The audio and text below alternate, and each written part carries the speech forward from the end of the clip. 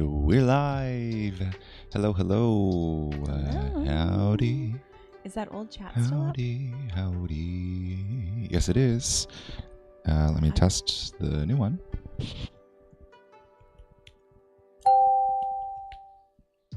Bonk. And there it is. Very, very nice. We have Japanese lo-fi music jams on. Yes, right we now. do. Samurai Japanese. Bong, ding, ding, ding. Bong, ding, ding, ding, ding, ding. Bong, ding. Bong, ding, ding, ding, ding, ding, ding. What David does alone. Yeah, what I sound like. Yeah. Okay, Hello, very Groovy cool, very Tulips. cool. Oh, hello. Welcome back in. Welcome back. I know, isn't it Thank nice? you. Thank You know why we're live right now? Because of the haircut. It's It is true. the haircut. I didn't want to waste a haircut. Yeah, it's not because we have something we're just itching to talk about, although we have things to talk about. It's because Miriam loves her hair, and I love it too. We can't. I love it too. It's fantastic. It's fantastic. We can't waste a good haircut. That's true. I mean, you cut your hair yesterday and we went live. That's true. Yeah, so every time one of us cuts our hair, it'll most of the time be me. Be David. We'll go Hello, live. Hi, Emily. What up? Cute. What does Groovy Tulips say? She says, I had a feeling that's why you were live. Call me intuitive. Well, Mm-hmm. that's exactly why. If my hair looked like shit, then we wouldn't be live. That might be true. That might be true. I don't know if I really love these Japanese tunes. I don't. Yeah, just, it's one of those things.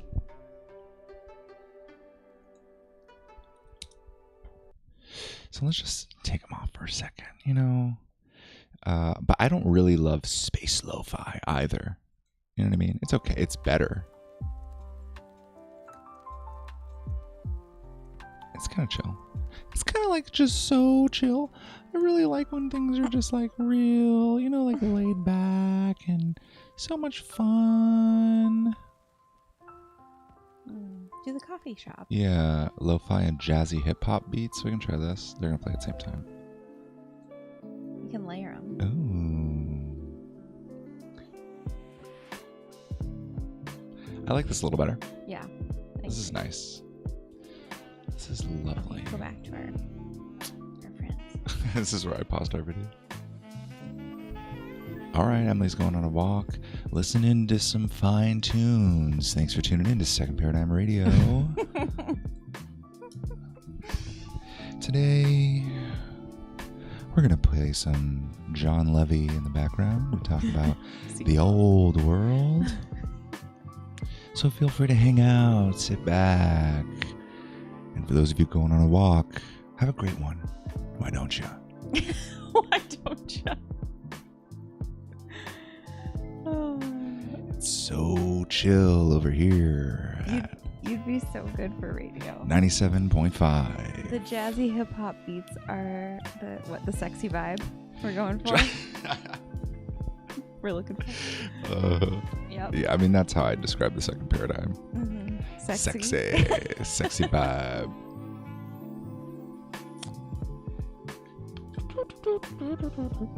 What's the title of this thing? What's the title of this thing? It is Why Intuitive People Evolve into Normal People. Like a Pokemon. Yeah. Yeah. They start as intuitives, as spiritual people. They start as spiritual people. And then when they evolve, they start wearing deodorant and start doing things. Start doing things. I've evolved into a productive member of society. The thing I was trying to avoid. Yeah. What do you think? What do you mean, what I think? How do you want to talk about it? Well, right now I'm just loving the vibe so much. Can you give us a freestyle?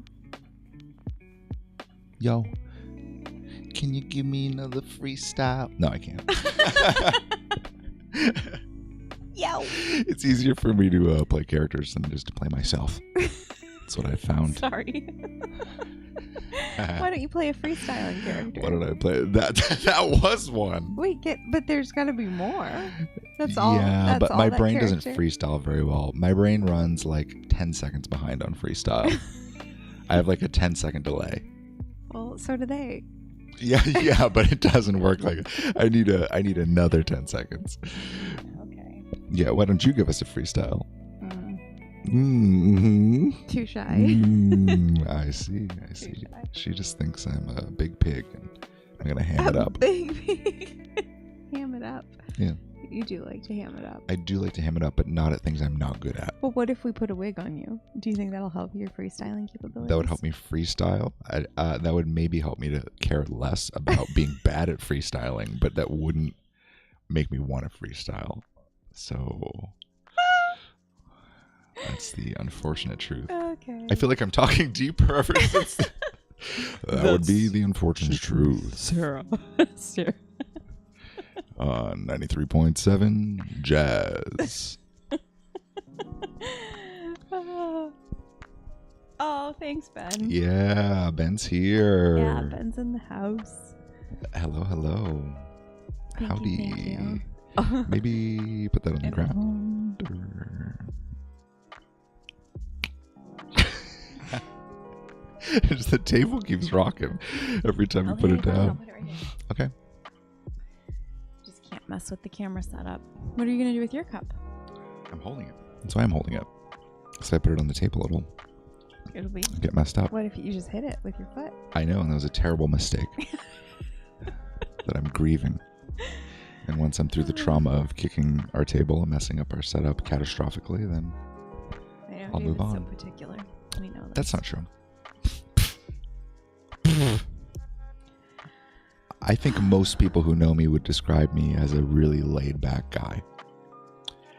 No with shot. Lots of no shot. Just carefree, easygoing. Not really particular, I would say.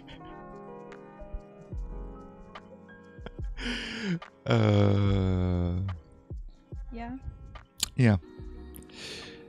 Well, okay. So we can go a couple ways. Do you want to like warm up and like play some games and just chill for a little bit and then talk, or do you want to get into something? Well, let's play a game. Yeah. Do you want to play a game? Do you want to play a game? What do you want to play? Let's play Strands. What do you want to play?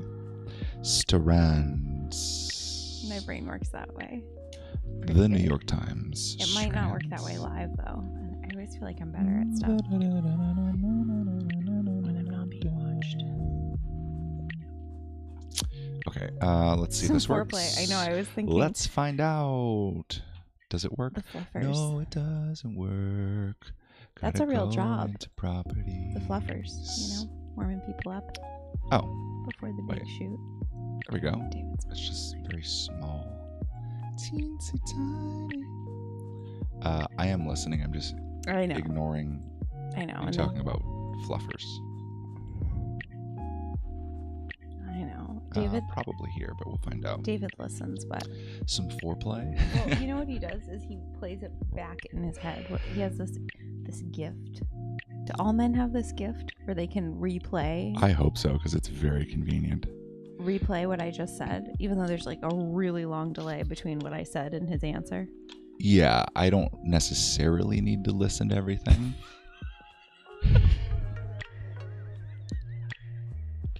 Because if she goes, hey, I'll go, I'll rewind the tape and I'll play it. And I go, yeah. I know exactly what you're saying. I know what you said, and then he repeats it back word for word, which is infuriating. Oh, God, that's really funny, actually. Okay, by the dozen. Okay, looks great to me. Okay. Yeah, this is fine. Maybe we'll get this little bit out of here.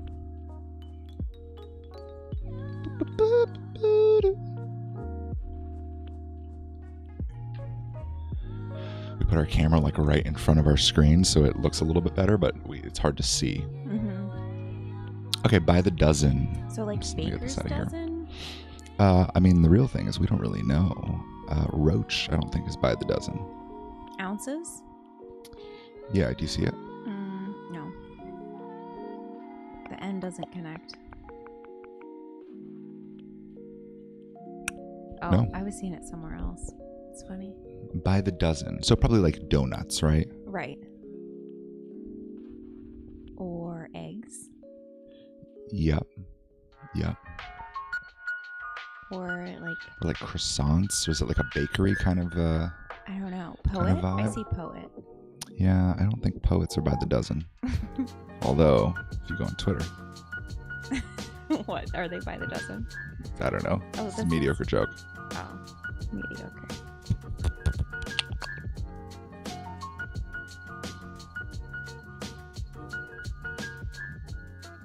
Stored, S-T-O-R-E-D, like over in the right-hand corner.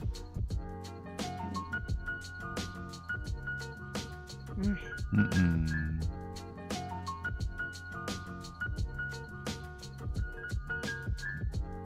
Should we look at chat? Yeah. Bagels. Bagels. All right, let's see. Ben's got us covered. All right, let's hear Don't it, worry. Ben.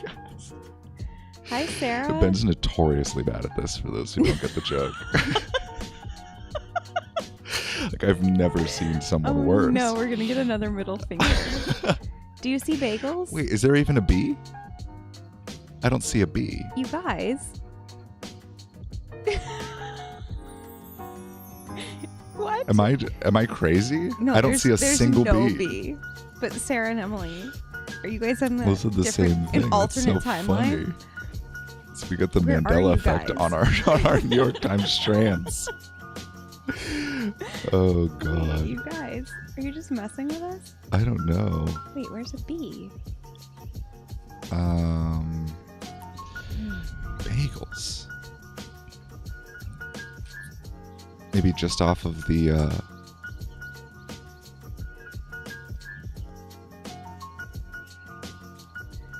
I'm in another reality. I was just thinking, not looking at the letters. Oh. I see. Okay. Oh, yeah, Okay, 'cause that makes me feel better. Emily's walking. Oh yeah. And Sarah's just trying to pull the feed. She's not looking. I know, I see like roach, R-O-A-C-H. I know. Roaches. Like a dozen roaches? Is that a thing? Huh. Dog. Joe? Donut? Why isn't there a donut? I know. What's by the dozen? Like a Baker's? Is Baker's on here? Baker's dozen? Oh, there's no B. Do you think? Eggs are by the dozen. Yeah. Donuts. Bagels, maybe. I feel like bagels are in a 6-pack. A half dozen. I see hell. Nope. Hell by the dozen. Wait, I really thought I was going to be good at this. Yeah. Do you want to get one hint? Sure. Let's do that. What does the hint do? It shows you one. Oh, cake. Okay. So yeah, I mean, we're on the right track then. So we're on baked goods? Cake by the dozen? Like cupcake? No, see, it's something. It's like a bakery. Or the spanagrams is going to be like a bakery or Okay, so some sort do of. we But have, there's like, not a B. croissant? Probably something like that, right? But the only other C is up in here. So no. What else do they sell at the bakery? Man, I really feel like donuts would be in here. It's funny. What are like a fruit? Like a fritter? A Danish? Ooh. No.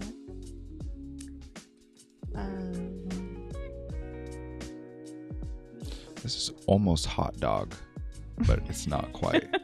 Hot See how dogs. hot goes up here and then dog Yeah. comes down? Dogs. God?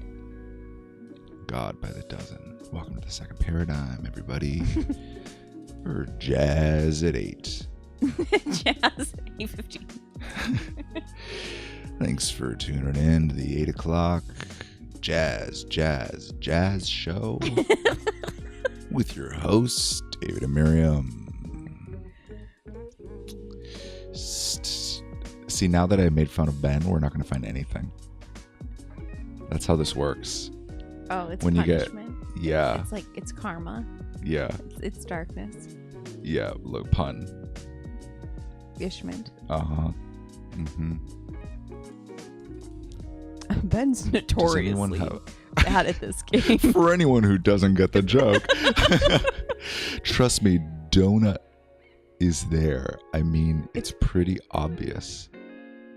Wait, D-O-U-G-H? Yeah. Not like Dunkin' Donut. Donut is spelled with dough. Oh, really? Yeah. The D is on the left. Yeah, I see it. I'm using this mouse on the couch cushion.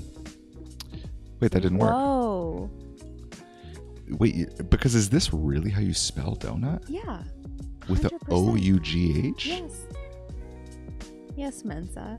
It's not this just D-O-N-U-T-S. You're not in the club. Yeah, this is why I'm not in the club. One tick down from genius.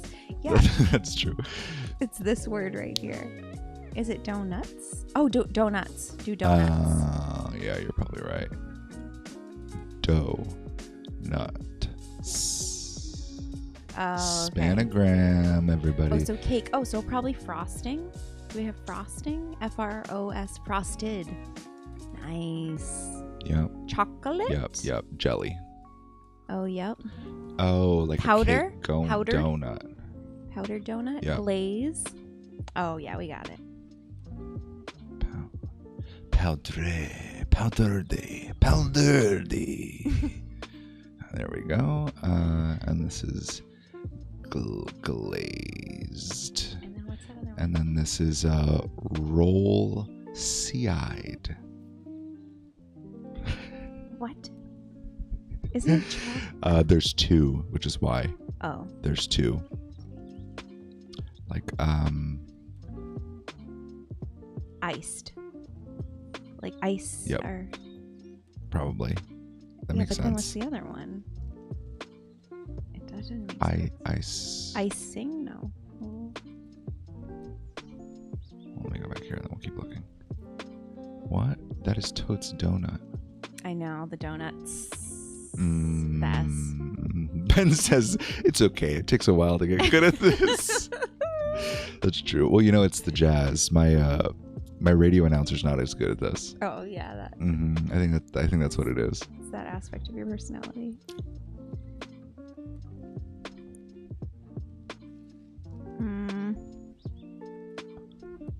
Wait, CH. Oh, cider? No, that doesn't work. Like a cider donut. Oh yeah. But then how does? Oh, and then hole, like donut hole. Yep. Or I just learned today that there's some sensitivity around in the trans community when you talk about a cervix. They would prefer that you call it a front hole. A front hole. Instead of a cervix. But what is their equivalent? You don't have one. You don't have a cervix. Yeah, I know I don't have a cervix. I'm clear on that much. But if I were to transition, why would I want you to call your cervix a front hole? What does that do for me? Like I wouldn't have an equivalent, right? Or is it just the pee-pee hole? Yeah, it like helps you feel more included. Like since you don't. Oh, I see what you're saying. Do you know what I mean? Because chest feeding, I have a chest, but do I have a front hole? If I transition, if I get bottom surgery, would I have a front hole? Do you know what I mean? That's what I'm trying to understand. Ben? Does Ben know? Ben must know. He's our, for those of you who don't know, he's our resident transgender expert. A front hole, that sounds like something a 3-year-old says. I know. Says Emily. I used to say my front butt, which I like butt better than hole, honestly. Front butt. Can you make us, Can I make us big? Yeah. Can we get big for them? There we are. Large and in charge. That was another 5 minutes here on Jazz with David and Miriam.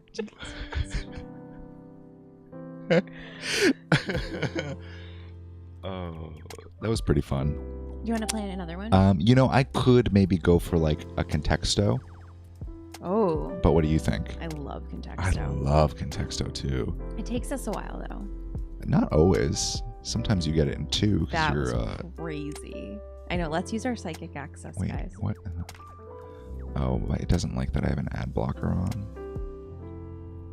So it's like freaking out. Pause on this site. There we go. Okay. We're gonna go back here. And I gotta make us tiny again. If you transitioned, you would then have a front hole, so both you and other women would have the same language term. Yeah, I get that in concept, Ben, but I don't know what a front hole. What would my front hole be? Am I missing something? I think you're inverted. It would be my urethra at the back. Yeah. Also, yeah. Wouldn't they close that up? I mean, that seems precarious. We need to still have a pee hole on this radio in the back. Yeah, Ben, why don't you just call in at 555-439-6472. Thanks for calling in to Jazz. Sorry. It's okay. I don't mind. Bottom surgery creates a hole that would then have to dilate to keep open. Mm-hmm. Yes, yeah. I guess I get that part. How do you pee? But like the cervix is in the back, right? Am I understanding anatomy correctly? That's yeah. Yeah. It would be. Because if I was a woman, if I became a woman, I wouldn't call that my front hole. I would call that my vagina. The hole that I would need to dilate. I would call that my vagina, but maybe I would call my cervix. I guess I wouldn't want it. I wouldn't want it to be called a cervix because I don't have one. But maybe my front hole would be my pee-pee hole way at the back of my new vagina. I don't know. We should stick to contexto. Yeah, let's figure out the word of the day instead.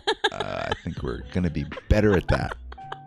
We're going to be a little bit better at that. That's awesome. Okay, that's fine. This looks terrible. Yeah. But once we get going, it'll be good. That's fine, right? Probably something like this. Mm-hmm. Can they see us already? What we see is what they see Oh. at any given moment. Okay, I'll go back here. Cinnamon.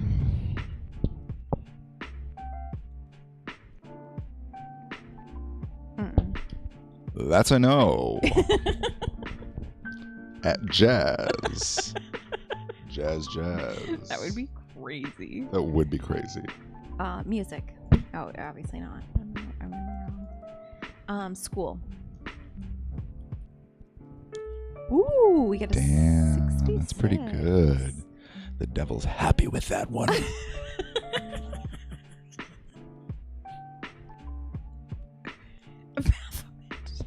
I'm sorry, I don't know this word. I beg to differ. AI. You would pretend you didn't know. Mm-hmm. Moloch. McDonald's. All right. You know, I was actually thinking of how to say that, Jeremy, for someday if you listen to this. I feel like it's like you call it Moloch-Donald's. Like Lock-Donald's. But you Moloch-Donald's. Like the mole is like in parentheses the beginning. Like the mole's almost silent. That you like hardly say it. Like Moloch-Donald's. Yeah. Moloch-Donald's. Yeah, that's kind of, I don't know. I woke up thinking about it. Okay. School, playground.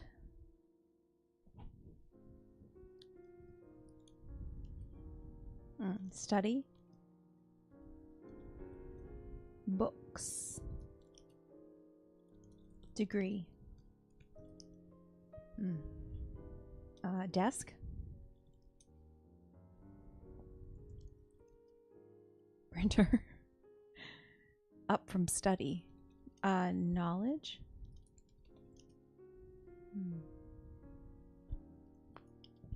Ooh. pencil.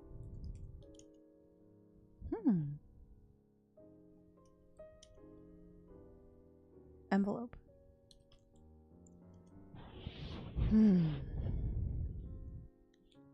Up from paper. Pen 15. Did you ever write that as a kid? I don't know what that is. Oh, penis.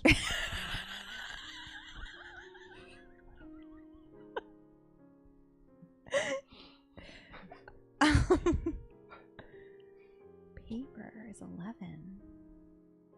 What do you think? Rum? Okay. I think that was a little while ago, maybe. Okay. Paper.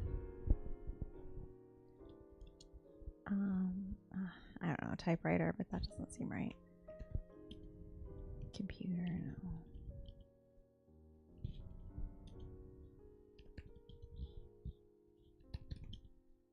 Oh. Book? We did book.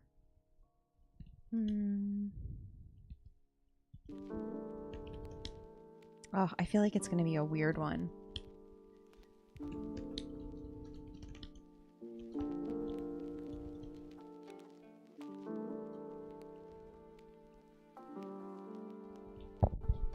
Okay, we have paper is 11. Writing, study, student test, write, school teacher, book, and computer. Do we have any guesses? Get your guesses in now. That's an old guess. Here at Jazz Contexto Hour. Get your guesses in. No, hopefully it doesn't take an hour. The winner will get a shout out on our YouTube chat. If you aren't already subscribed, that's a good one. Please remember to turn your radio to the station and hold it down to make us one of your favorites. Come back 8 p.m. every Wednesday for Jazz. Essay was pretty good. Yeah. Essay was 24.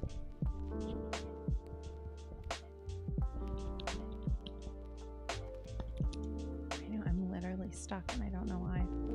Can't think beyond paper. Oh! So it's a subject. Science? English? History? It's not a subject. Man.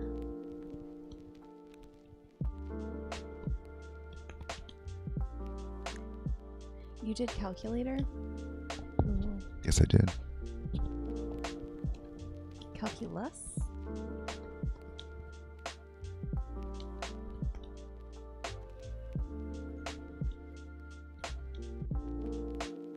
Infinity? It's kind of dumb.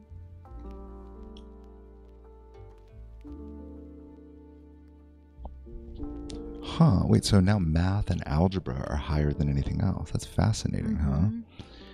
Did I already do number? Yeah. What about 1?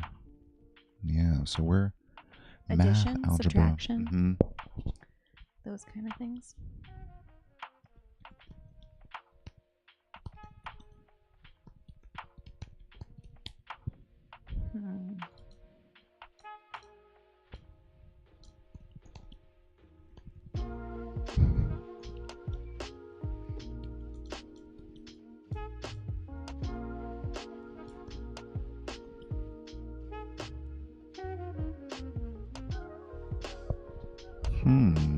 Yeah, we're pretty close. We are close, but the whole feel of it changed quite a bit, huh? I know. Calculate assignment. Assignment's good. Ooh. Nice. Very good guess. Good job. Very. Let's look at closest words here. Homework, classwork, assignment, schoolwork, math, chore, exam, coursework, tutor, algebra. Paper was, Yeah, paper threw me off. Semester quiz, midterm, worksheet, housework, grades, syllabus, Okay. jazz, jazz, jazz. Oh my God, you are a hoot. Why, thank you very much. Thank you very much. Do you want to get into Sure. whatever we're going to talk about? Yeah, we're going to talk about being normal. Mm. Yeah, we can do it. Let's slowly fade out the music here. Transition into our talk show radio segment. Thank you for tuning in to Jazz, Jazz, Jazz, and we'll see you next time. Okay. I'm back. You're at the second paradigm hour. That's DJ, our DJ. Yeah, his name's DJ. Mm-hmm.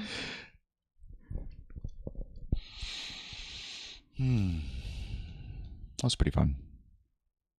It was fun.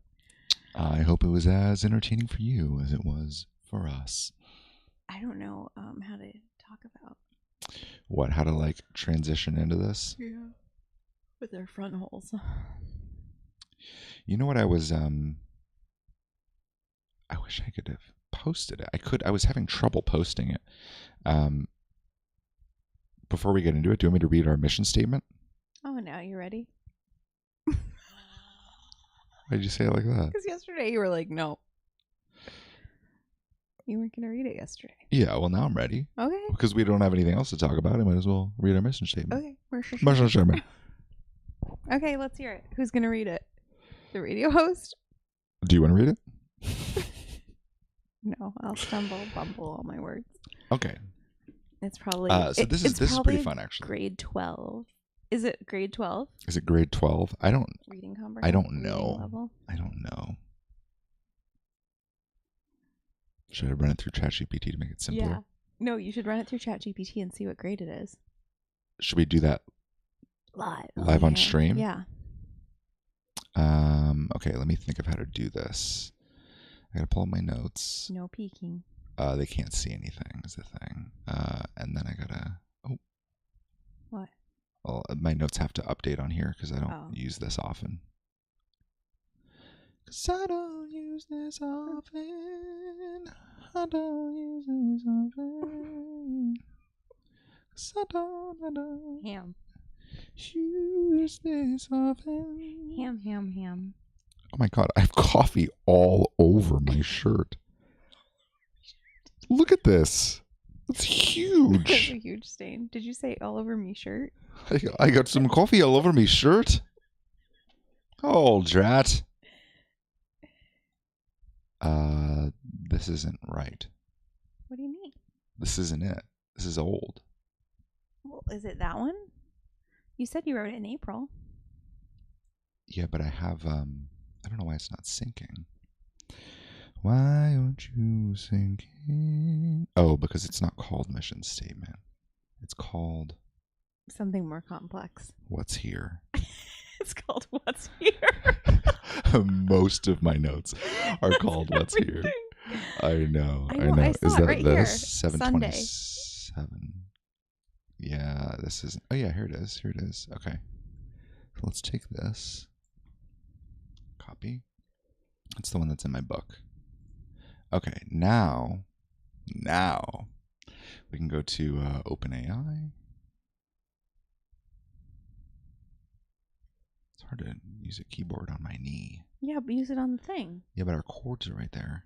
Well, you used a little... And then I'm going to be so close. That's fine. Just shove my face right up in the camera. Wait. Why can't I find it? Try ChatGPT. Can they see everything we see Oh yeah, it's right just now? chatgpt.com. Oh, do I even need to log in? I guess not, huh?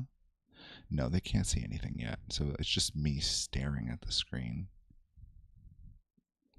All right, there we go. How can I help you today? Hi. We're here to track your data, to learn a little bit more about you. How can I help you today? Anything else? What else can I get for you? What else can I get for you? That was a guy at Starbucks. What else can I get for you? Is it reading level? Yeah.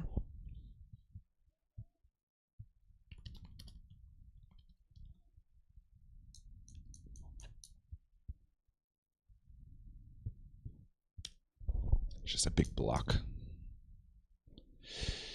This text appears to be written at an advanced reading level, likely suitable for college level or professional audiences. No. No. Can't help it. Oh, that's not good. That's not good. How are we ever going to grow our business? It includes complex ideas and concepts that may require a higher level of comprehension and critical thinking skills to fully understand and appreciate. Well, that's okay. That's fine, right? That's fine. Let me put these spaces back.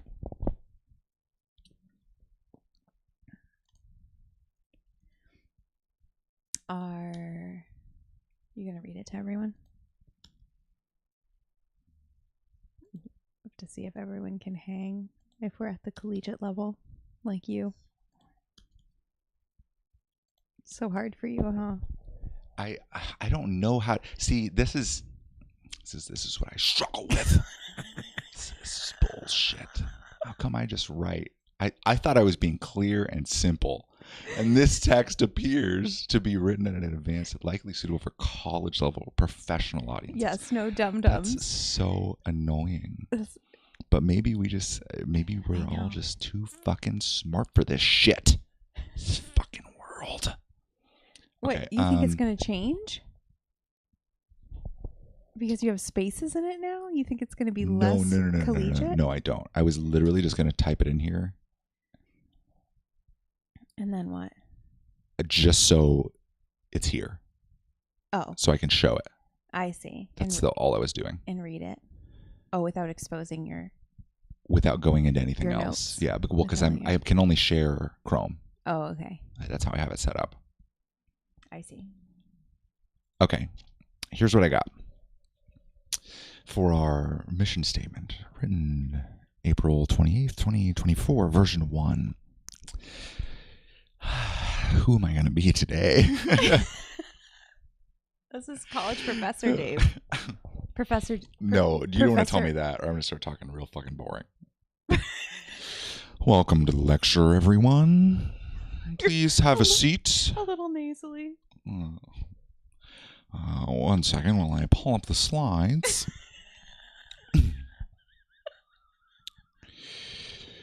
Today's sleepy time lecture. But stay awake, this will be on the test. To highlight intuition as the most powerful and precise decision-making force in existence, far beyond logic, expert strategy, and the status quo. Should we talk about each of these? No. Are we doing a deep dive study of this collegiate level fucking mission statement? Or should I just read it so that the words just fucking go in all of your ears and out the other side of your heads? Let's find out. To gather intuitive people around the movement of betting on their intuition as the exclusive operating system of their lives. To build and maintain a home for those intuitives. To be validated and supported in their highly untraditional development. To continually refine a simple yet comprehensive map fuck me, of the intuitive journey that accurately describes the experience of what's already happening. To help intuitives, it auto-corrected all of them, to help intuitives find peace in their lives and learn to trust their intuition above any other source of information or guidance. To experientially show intuitives that they're ahead, not behind, and that the path of their soul's deepest calling truly goes somewhere. To help intuitives understand the reality of darkness on Earth and to expose the dark hierarchy's control over humanity's collective field. The feds are going to be here so quick. To help... what did you just say in your mission statement? It just responds back, I find that last line concerning. How did you know what we're called? To help intuitives overcome the pervasive manipulation of biology by developing a real-time personal connection to God that can never be hijacked, manipulated, or taken away from them. To work exclusively in the energy as guided by God, to contribute to a future that's ideal in God's eyes, not our own, and to act as an incubator and launch pad for the life's work of a growing number of intuitively guided people, and to help bring those divinely crafted blueprints into reality. And then what did ChatGPT say when I said that? This text presents a series of statements outlining a mission or manifesto. Really, don't say manifesto, ChatGPT. We're going to really have the fucking feds knocking our door down. Related to the value and empowerment of intuition. It advocates for trusting intuition over logic and societal norms, building a community around intuitive decision-making, supporting individuals on their intuitive journey, and connecting with a higher power for guidance. It discusses themes of personal growth, spirituality, and challenging established systems. Overall, the language and concepts are sophisticated, suggesting a higher reading level, possibly college level or beyond. Yeah, thanks. I know. You made that very clear. Okay, now here's fucking fun. Here's where we tweak this. Wait, why? Oh.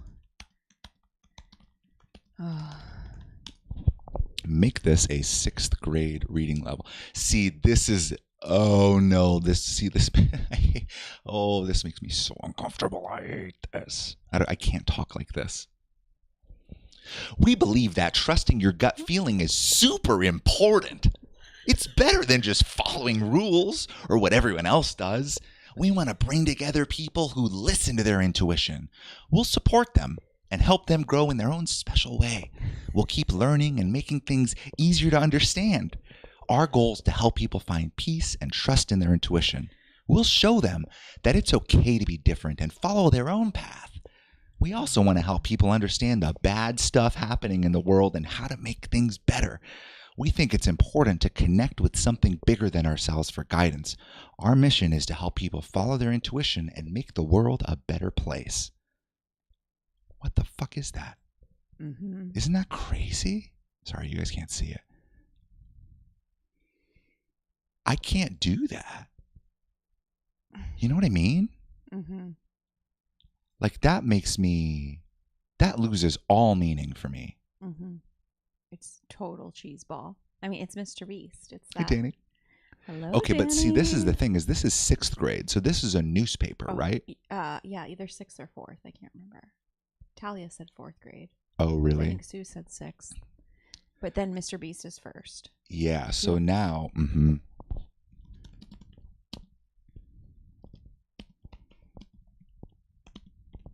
Should you say make the original text?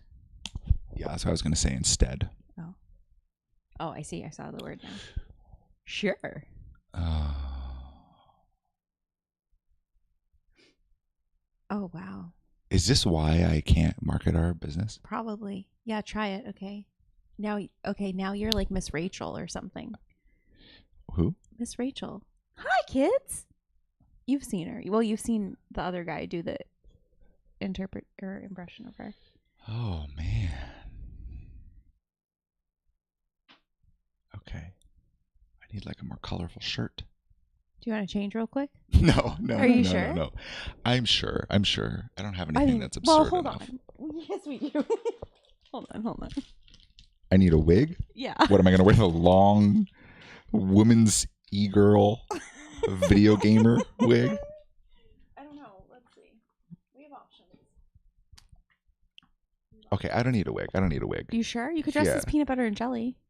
No. Or one of them. You could dress as peanut butter. We have all these costumes just like right next to it. We have our mics on this side. We got our wigs on this side. All the essentials, you know? Here, I don't know. I feel like this one's fine. to read to class.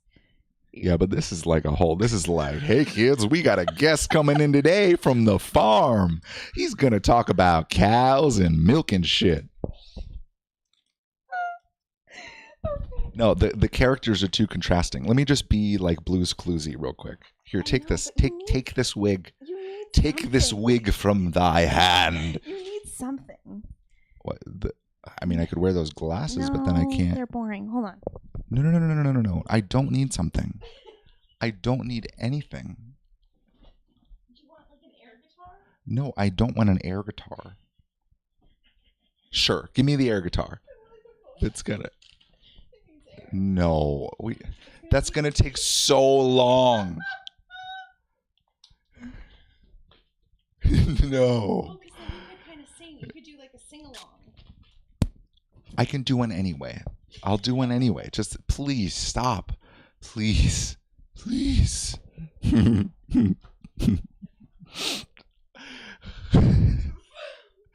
All right, while Miriam blows up my prop, I'm going to read a simplified version suitable for a first grade reading level. Hi, kids. We're David and Miriam from the second paradigm. We think listening to your feelings is really important. It's like having a superpower. We want to bring together people who trust their feelings. We'll help them feel happy and learn new things. Our job is to help people feel calm and trust their feelings. We'll show them it's good to be different and do what feels right. We also want to help make things better when bad stuff happens. We believe in listening to something special for help. Our goal is to help people feel good and make the world nice. Yeah. This reminds me of the that J-Dub book, the Jehovah's Witness Red book. I know. It does remind me of that. Do we have it? We have it right here. We're fucking Mary Poppins over here. Boop, boop, boop, boop, boop, boop, boop. I happen to have that right here in my briefcase. One moment, children. I'll be back. I just have to run down the stairs of my briefcase. Oh, I made myself a puzzle down here. I stacked every book we own on this plant stand. I have to undo. I can't even get it. We'll read the Jehovah's Witness book another day. Well, that'll be its own stream. And we can talk about my childhood fucking trauma. No. I can help. Let me get the guitar and get the book. You're still blowing up the guitar? I'm done. I know, but you're going to sing it again at some point. And we think listening to your feelings is really important. It's like having a superpower. We want to bring together people who trust their feelings. Do you trust your feelings, kids? We'll help them feel happy and learn new things. Our job is to help people feel calm and trust their feelings. We'll show them it's good to be different and do what feels right. Do you always do what feels right, kids? I hope so. We also want to help make things better when bad stuff happens. 'Cause sometimes bad things happen, kids. We believe in listening to something special for help. Our goal is to help people feel good and make the world nice. Ah, yes. Mr. Rogers' Paradigm. Thank you, Nick. Miriam's going to pass the fuck out. Sarah says, just prepping for parenthood. Hey, son. Imagine, this is not how I'm going to be as a father. I'm not going to say that. I'm going to be like, listen, son. You know, I'm going to be if I put this thing on. Hey, son, I think it's time for us to have the talk. Do you listen to your intuition, or are you going to cave to the social pressure of the collective field? I sure hope not. Because your friends are going to want you to do drugs. And let me tell you, it feels real good, son. I've had my fair share of my own experiences. One of the best chapters of my life, let me tell you, but you should never do it. Miriam is committed now to getting this Jehovah's Witness book. Okay. All right.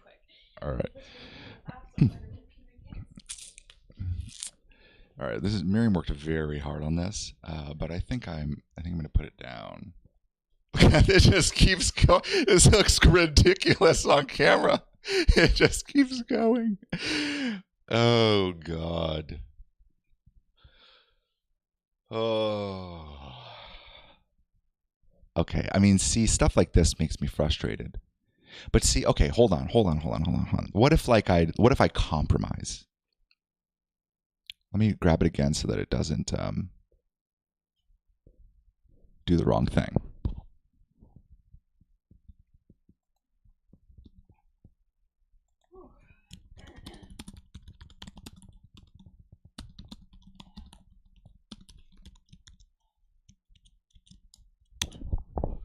Okay, now I'm telling it to make it a 9th grade level. Dang it, I keep getting trapped here. Okay. Okay, so do you think this will work? I haven't laughed this hard in a long time. I need to go. Last time we laughed this hard. Back to boring. Ready, everybody? Let's read some boring shit. 9th grade. Am I right? I mean, who the fuck reads at a 9th grade level? I like the collegiate level. I'm glad I can understand it. Yeah, I love this shit. It means something. Is when we say nuance, do we just mean fucking intelligent? Like so fucking nuanced that like we should just replace it with intelligent. I just feel like it loses all meaning. Mm-hmm. Like that I would never, ever in my life say our goal is to help people feel good and make the world nice. I would never in my life. You'll never catch me saying that. Other than right now. Yeah. Like if I start an OnlyFans, maybe my goal is to help people feel good. Make the world nice inside. Maybe. Oh, okay, let me try a 9th grade level. Okay. This is mine. To emphasize intuition as the most potent and precise force for decision-making, surpassing logic, expert strategy, and the norm. To unite intuitive individuals in embracing intuition as their primary guide in life. This feels dry. I feel like mine's a little dry too. Is it not? Is mine good? Is mine good? I don't even know anymore. To establish and sustain a supportive environment for intuitives, nurturing their unique growth path. To continuously refine a straightforward yet thorough roadmap of the intuitive journey, accurately reflecting ongoing experiences. This aims to aid intuitives in finding peace and placing trust in their intuition above other sources of guidance. To demonstrate experientially that intuitives are ahead, not lagging behind, and that the path of their soul's deepest calling is meaningful. To assist intuitives in understanding the dark aspects of existence on Earth and revealing the control exerted by a dark hierarchy over humanity's collective consciousness. Isn't that funny? It changes it to collective consciousness. What did you say? Collective field. To aid intuitives in overcoming the pervasive manipulation of biology by fostering a real-time personal connection to God, safeguarded from external interference. Now I can't see. To exclusively operate under divine guidance, contributing to a future aligned with God's vision rather than our own, to serve as an incubator and launchpad for the life's work of an increasing number of intuitively guided individuals, facilitating the realization of their divine purpose. It's not bad, but I don't know that it really got easier to read, truthfully. So I don't know what it doesn't like about mine. Well, it likes mine. It's just... Hold on, let's...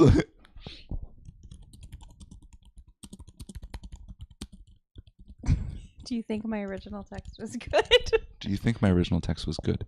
Your original text effectively communicates a strong message about the importance and power of intuition. It outlines a clear message or set of goals aimed at promoting intuition as a guiding force in people's lives, fostering a supportive community for those who rely on intuition, and addressing various challenges and obstacles they may encounter. Overall, it conveys a sense of purpose and determination in advocating for the recognition and utilization of intuition. That's great. That's a great review. Testimonial. Yeah. Put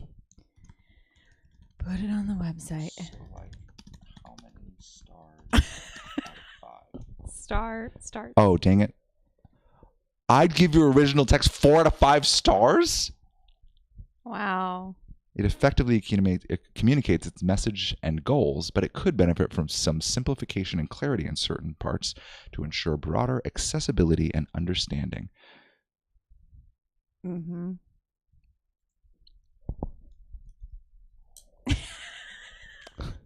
I'm sorry if my response wasn't helpful. If there's anything specific you'd like to discuss, or if you have any other questions, feel free to let me know. I'm here to assist you. That's weird.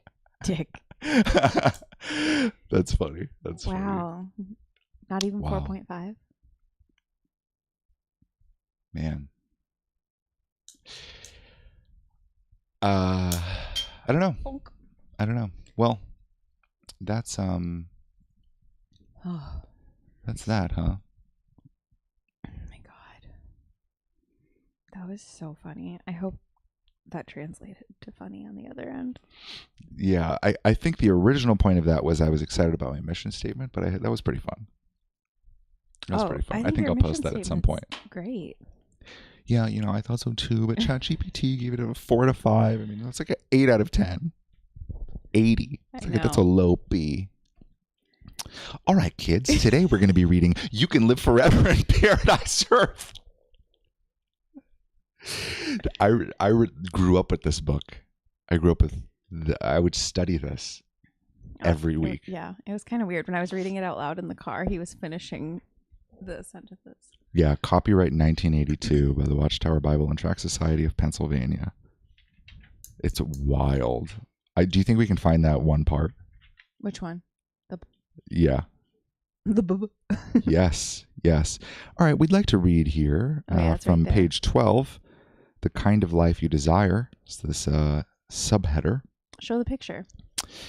Here's what I thought our world would be at some point. These are the pictures that I grew up with. So one day I would get to live in that if I was a good boy, like this guy right here. Obviously was a good boy who did everything his parents told him to. And there's this section here, paragraph 12. See what a lovely garden home this is? As Christ promised, it is truly a paradise, similar to the one lost by the disobedient first man and woman. And note the peace and harmony that exist. Can you note that peace and harmony, kids? Look at the peace and harmony. People of all races, the black, the white, the yellow, are living as one family. Even the animals are peaceful. See the child playing with the lion, but there is no cause for fear. In this regard, the Creator declares, with the kid, the leopard itself will lie down, and the calf and the maned young lion and the well-fed animal all together, and a mere little boy will be leader over them, and even the lion will eat straw just like the bull, and the sucking child will certainly play upon the hole of the cobra.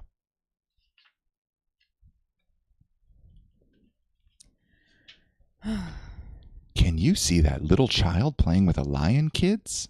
That could be you. Okay, I want to show you one more thing before.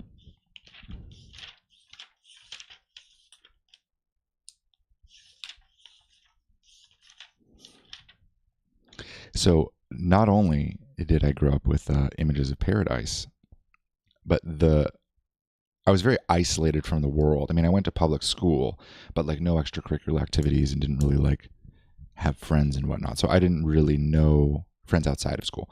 So I didn't really know what people were doing. But like, this is like spirituality, right? Like spirituality. This is what I was told that I would be getting into. Like, look at this imagery. Isn't that nuts? I mean, it's pretty accurate. Keep free from all forms of spiritism. So that's that. But it's not. So I'm like 5, right, reading this book. It builds a picture of the world that's just very intense.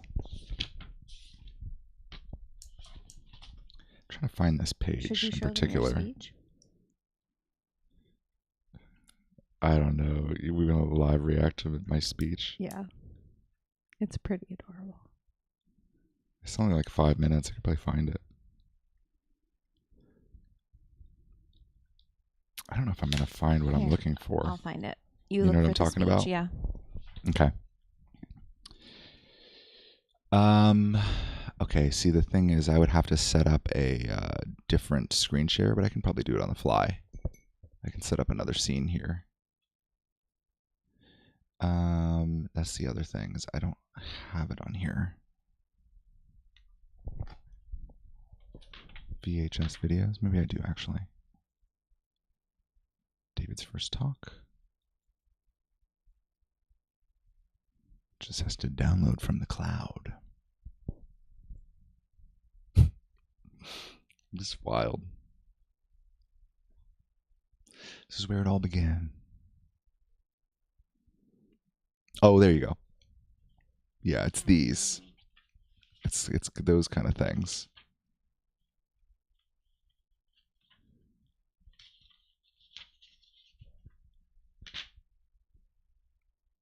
Yeah.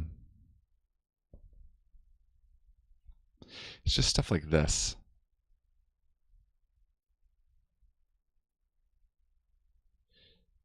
Yeah, it's wild, all of the imagery.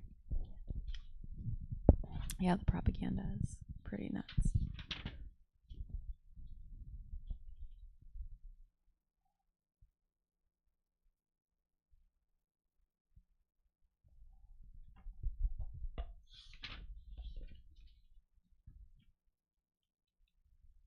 And then there's more, I think. Let me look. That's the other way, though. Oh, really? I thought that was it. Okay, let's see if I can pop this up. I'm going to have to go here, but then I need to go into my screen capture, go to properties, and change from application.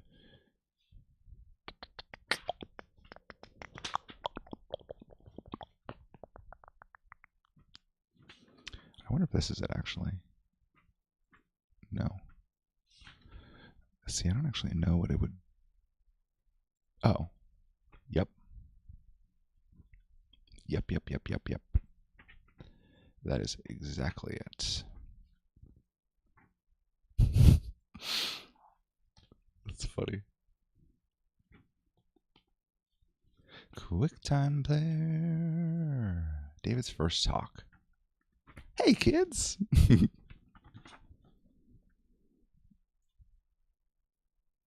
I'm getting a warning, but I don't know what it is.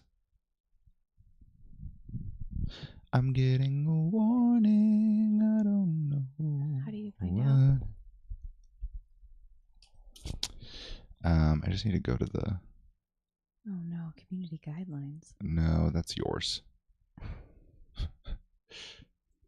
just need to go in and then see. Oh, bitrate. Yeah, it's saying the bitrate's lower than the recommended bitrate. Oh, but now it's saying excellent connection. So it was just a momentary thing. I think it's because I downloaded that video. Mm-hmm. That makes sense. All right, kids. Are you ready to watch David's first talk? This is me at 5 years old. It's actually very cute, and I don't like the guy. Who's the guy? I forget what his name is actually. I entirely forget what his name is. He made me frustrated, angry after. Well, welcome to my childhood. Let's get into it, shall we? It's only 6 minutes. It's adorable.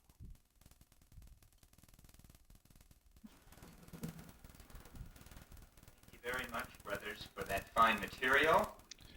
Considering the thought of Jehovah being our personal God, and as we sang in our opening song, certainly is our strength and might, as well as the Bible highlights this thought of the tabernacle. Our number 2 talk will be delivered by Brother David Rostowski. This is his first talk on the Theocratic Ministry School, so we welcome him. He'll be considering Exodus chapter 25, 17 through 30. And his theme is the tabernacle, a pattern of heavenly things. David Rostowski, please. You guys, this is so cute. There's my dad. He's the one on the right. The mustache. Yep. It's Pop Toss.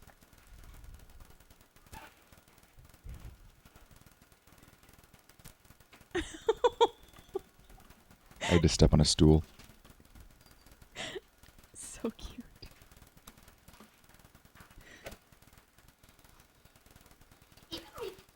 Even before before King Solomon's temple, Moses had built a tabernacle to the pattern God gave him. Why would this tabernacle, built so long ago, be important to us today? The book of Hebrews shows what the priests did there, pictured heavenly things. As Christians, we want to know heavenly things that helps us to worship Jehovah in the right way. Please read with me in Exodus chapter 25, 17 through 30, and we will see the plans that Jehovah gave to Moses. And you must make a cover of pure gold, 2.5 cubits its length, and 1.5 cubits its width. And you must make 2 cherubs of gold of hammered work. You are to make them on both ends of the cover, and make 1 cherub on this end and 1 cherub on that end. On the cover, you are to make the cherubs at its 2 ends, and the cherubs must be spreading out their 2 wings upward, screening over the cover with the wings, with their faces one toward the other. Toward the cover, the faces of the cherubs should be. And you must place the cover above upon the ark, and in the ark you will place the testimony that I shall give you. And I will present myself to you there, and speak with you from above the cover, from between the 2 cherubs that are upon the ark of the testimony, even all that I shall command you for the sons of Israel.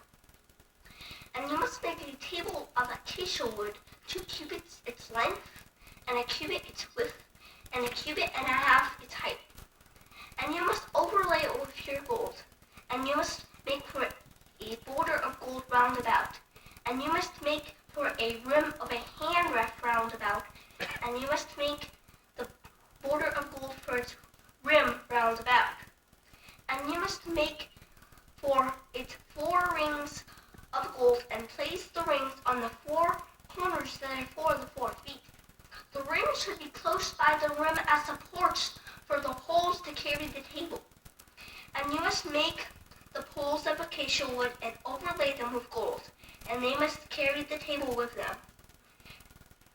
And you must make its dishes and its cups and its pitchers and its bowls, with which you will pour libations. You are to make them out of pure gold, and you must put the showbread upon the table before me constantly. In the most holy stood the ark that had a solid gold lid with cherubs on top, which pictured the throne of God. These cherubs, in shape of humans, pictured the royal presence of Jehovah. Once a year, the high priest entered into the most holy and sprinkled the blood of animals in front of the ark. This pointed to the time when Jesus went into heaven and gave the value of his perfect human sacrifice to Jehovah. So we can see that learning about the tabernacle and the things inside it helps us to worship Jehovah in the right way.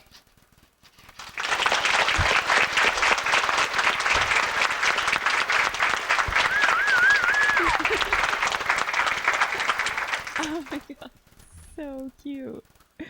No, wait for this part. Yeah, guys. you want me to show? Yes.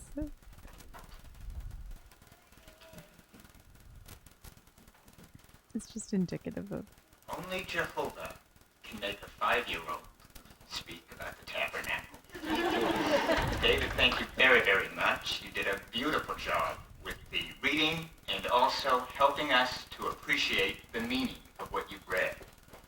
Very deep material the tabernacle is about, but you made it very clear for us. And that's exactly what you were working on according to the guidebook that we have in our ministry school. David, you're only 5 years old, but as you grow older, you're going to appreciate this book much further, and your parents no doubt will train you in developing your talks as you move along, and no doubt they helped you this time, and we certainly appreciate that, and we look forward to your next talk. You did a very nice job this evening. I especially enjoyed the way you read.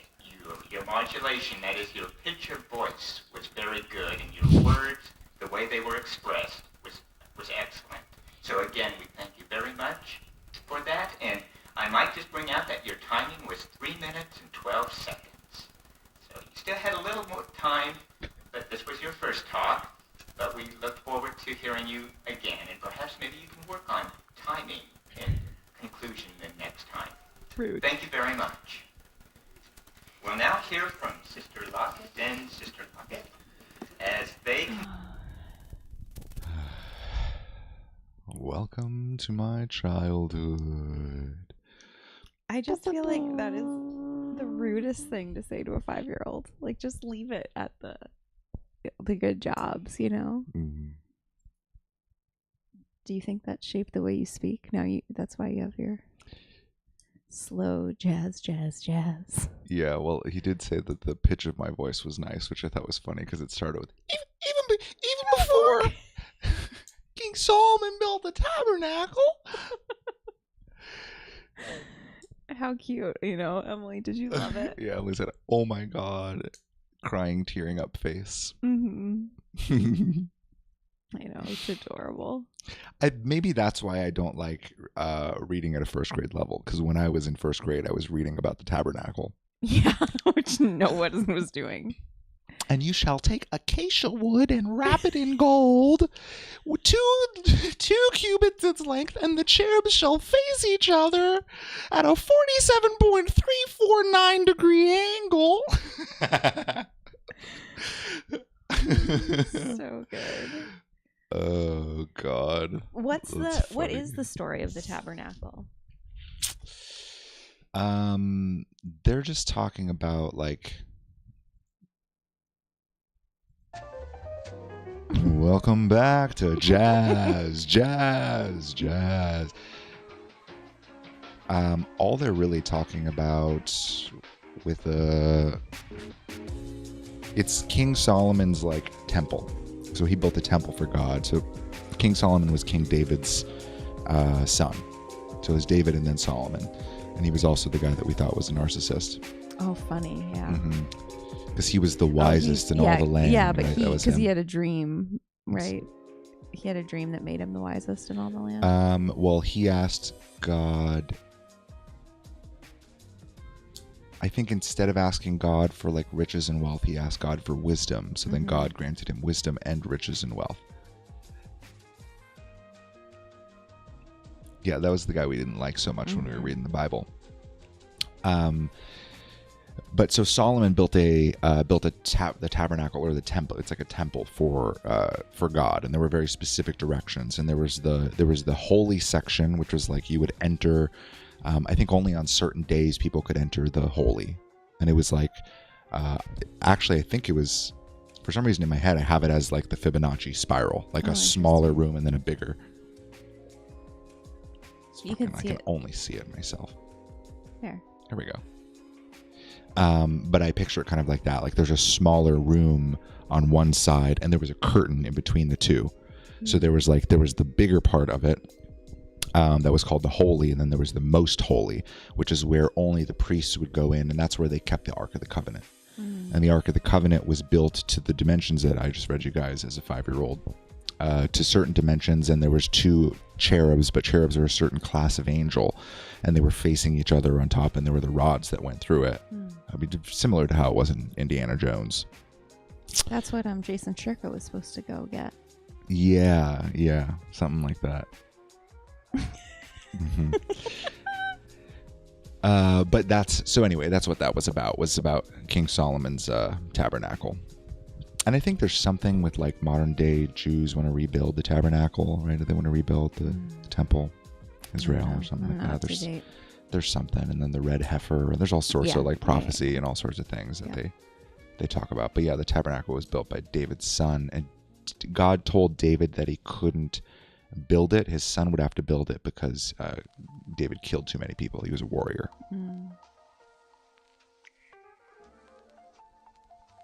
Just like me. Wow. What a trip. Yeah.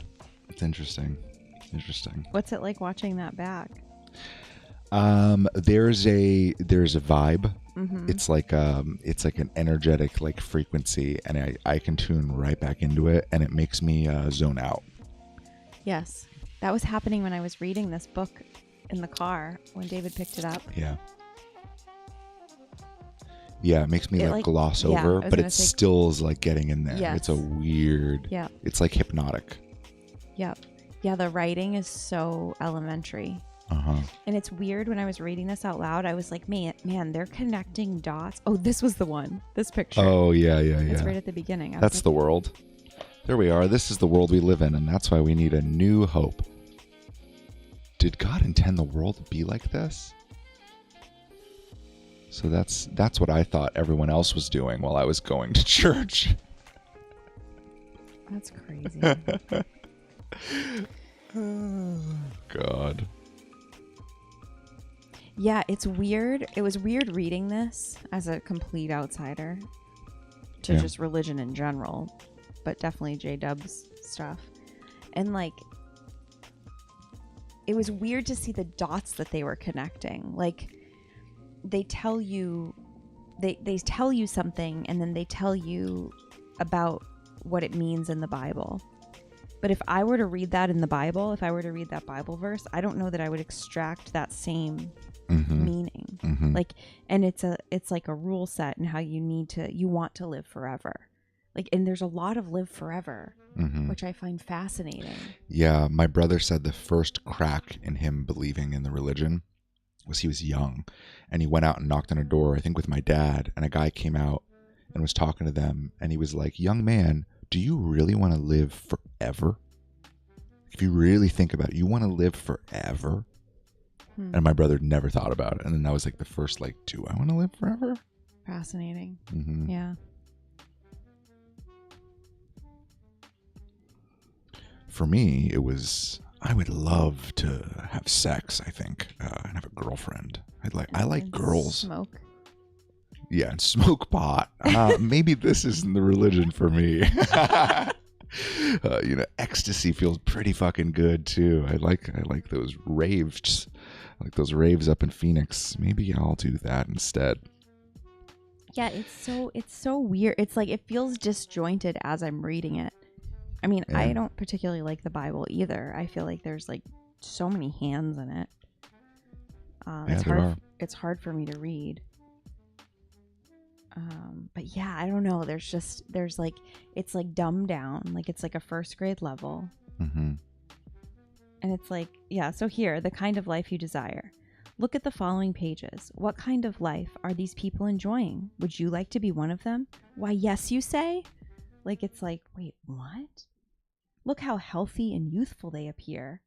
If you were told that these people already lived thousands of years, would you believe it?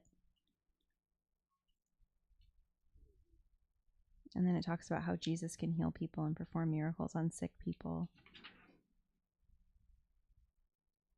And those will be restored to perfect health. Job 33:25, Isaiah 33:24, Matthew 15:30. Yeah, they always list all of the it's like they're citing their source. Right. Yeah, it's very strange to me. It was also strange to me when I was reading this out loud and David was whispering along. And there's just catchphrases. Because I read there's all the catchphrases. I read it in reverse order or something, and he was like, "Wait, read that again." And then, Yeah, I have all of these like little some may one-liners in my say head. conditions are getting worse, not better. How can we be sure this grand change is near? Wasn't that one? The grand change? No. No, it's like this system of things is a big phrase. They'll say Matthew 24:14 a lot. This good news of the kingdom will be preached in all the inhabited earth for a witness to all the nations, and then the end will come. That's why they preach. Because of this. Isn't this crazy though? This is so like, it's just propaganda. Like, it's like, it's today. It's modern marketing of today. This isn't new. So we're going to talk about spiritual people being normal. Okay, well, here's how I would like to tie this in. Okay. Here's how I would like to tie this in on jazz. All right, I'm going to mute it, actually. I already muted it for them, but I'm going to mute it for us, too. The way I want to tie this in is, okay, so I feel like I went from that, Jehovah's Witness, to being, like, more in it. And, you carry a vibe with you. And when I think about like Christians today, there's a vibe, and Mormons have a vibe, and every religion is like has a slightly different vibe. But there's like the like I'm a good person and I am pure, and there's all of that. And it's interesting because it's very different than the spiritual vibe, right? The spiritual vibe is more like I'm laid back and very open and I stand powerfully, you know, and with my cock out or with my pussy out or, you know, whatever you got between your legs. Yeah, put your front hole out as far as possible. And put your front hole out and you shake it all about and you do the spiritual wheelie. Oh, I was going to say hokey pokey. Yeah. Actually, hokey pokey. Yeah, I mean, it's like, right, there's a very different vibe. But I feel like once you dial into intuition, and this is kind of what we talk about, the levels of clearance, or maybe we'll call it the map one day. What we talk about is eventually you hit this point where you realize that the point of all of that, of your seeking, was your intuition. And I feel like once you're an intuitive, like you trust your intuition above everything else, all of that stuff doesn't matter anymore. Like right, you start to slowly peel off, like, oh, I don't need to like vibe as a Jehovah's Witness or as a Christian or vibe as a spiritual person. Like, I don't need to go play that character anymore. I just need to trust what I'm getting. Yeah. And it's like when none of those things matter as much as your connection, it's like they start to fall off. So I think eventually you become, regardless of whether you're coming out of religion or whether you're coming out of mainstream spirituality and you learn to trust your intuition, you just start to become a normal person. Very. Because you just care about the things you care about. Yeah. You have interests like everyone else has interests. You have certain aptitudes that draw you to other certain interests over other ones. But your spirituality isn't about how wet your vagina is or how hard your penis is or how flowy you can dance at the next ecstatic dance circle or like how good you are at keeping your rhythm at the drum circle that's happening next week downtown. How long your hugs are. Yeah, or like how comfortable you are with very uncomfortable eye contact. None of that stuff matters anymore, so you stop doing it. Yeah.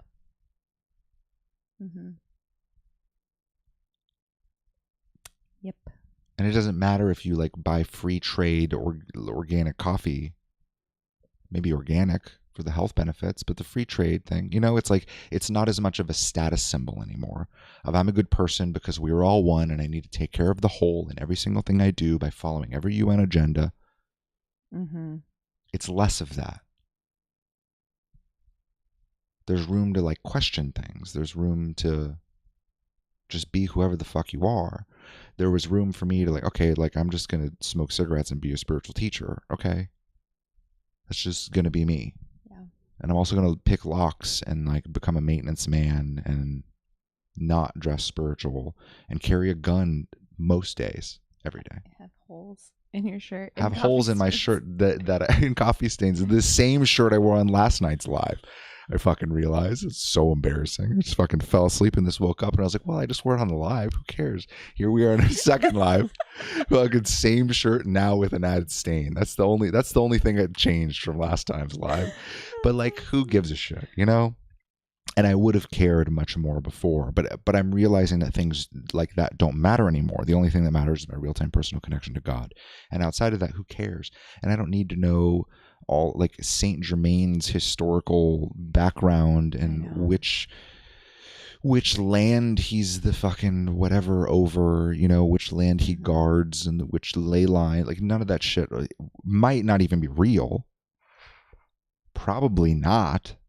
But even if there is some weird fucking spiritual hierarchy thing going on that I don't really want anything to do with it because I go straight to God for everything. Yeah. I think at its simplest form, that's why intuitive people become more normal, evolve into a normal person. Yeah. Agreed. Because the things they were doing before was just for the sake of being spiritual.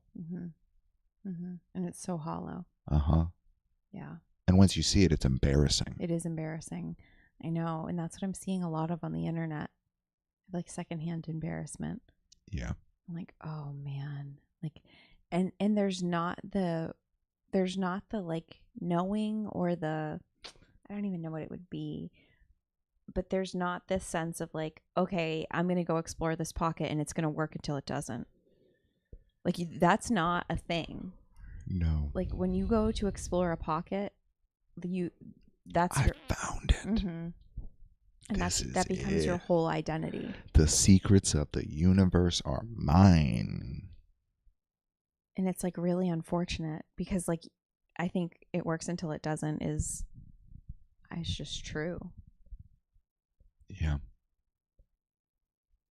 I was trying to articulate this to our neighbor on just how I view the world and whatnot. And it's funny because my language always changes a lot depending on who I'm talking to explain something to them. I end up explaining things, I think, in their words more than in my words. Still at the collegiate level, though.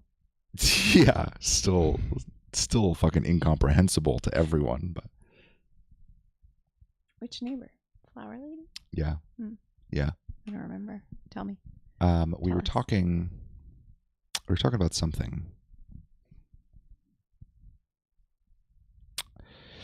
I was explaining to her how I think my experience as a Jehovah's Witness has colored my perception a lot of the world, because I used to be that, right? I used to be that kid. And that kid grew up and was a very good Jehovah's Witness. And I remember there was one of the guys, he was one of the elders. He was like one of the cool young elders. You know, there was the old guys, and then there was like this guy was like probably 40 instead of 60. And he like owned his own like roofing company, and he was very tan because he was just outside on roofs all day. His name was Tim. And I gave my talk. It was my last talk. So I was probably 17. Wow. Maybe 16, but probably 17. And it was my last talk, and I went up and you have your intro, and then you're talking. It was an actual talk, not just the reading the Bible talk. And then he pulls me aside afterwards, and I don't know what he's going to say. And he goes, if you ever leave, I'm going to hunt you down and find you, because that was one of the best talks I heard in a long time. That was like a circuit overseer level talk. The guys who would there's the elders, and they are over the congregation. Then there's a circuit overseer that manages all of the congregations. There's like I don't know how many, but let's say it's 20 or 30 congregations in like the little area, and he goes from one congregation to the next 1 week at a time. So he probably, maybe he has 50. That's about probably the max that he could, but he probably has some weeks off. And then there's a district overseer. So it's the opposite of the U.S. court system, which is very fucking confusing. It's circuits and then districts. Then there's the district overseer. But the circuit overseer would come, and he would always give really fucking good talks. Like most of the time, everything's so fucking boring, so unbelievably boring and dry, and like people just kind of suck at it. But then the circuit overseer would come, and like everyone would kind of like be alert, and they'd be funny, and they'd be telling jokes, and then they would weave in the message really well, because it was their full-time job. Mm-hmm. And they would get paid through the donations by the Watchtower and Tract Bible Society. So they get paid full living, their whole life was taken care of, basic costs. They would get a stipend, and then they would live, I think, on the side of like some of the kingdom halls, or in some sort of home that was built for them. So he was like, that was a circuit overseer level talk. Like, if you ever leave, I'm going to hunt you down. And it's funny because I already had a girlfriend. I'd already had sex. I was already leaving. I don't know if I was quite dabbling with drugs yet, but I was about to. If not, I might have already started smoking cigarettes in high school. Like I was already like a bad kid living a double life. So it was wild to hear that. But so once I left though, right, because I had this character of like, I'm good at this. I'm good at giving talks. I'm a good Jehovah's Witness. I go out, I preach, I do all the right things. I can play this game really well, and I could work my way up through it and build a life here. But I also have the world that I saw in all the pictures, and I'm going full for it. Like I'm worldly now, so I'm going to go do all the drugs. Like it's very extreme, because that's what I thought everyone did. So I was very split. My psyche was very split, and I built this character of who I was at Jehovah's Witness, and I built this character of who I was at school, and I built the character of who I was with Jehovah's Witness friends who were good, and Jehovah's Witness friends who were a little bit more like on the edge. So I started building all of these characters, and once I left the Jehovah's Witness religion, all of them collapsed down.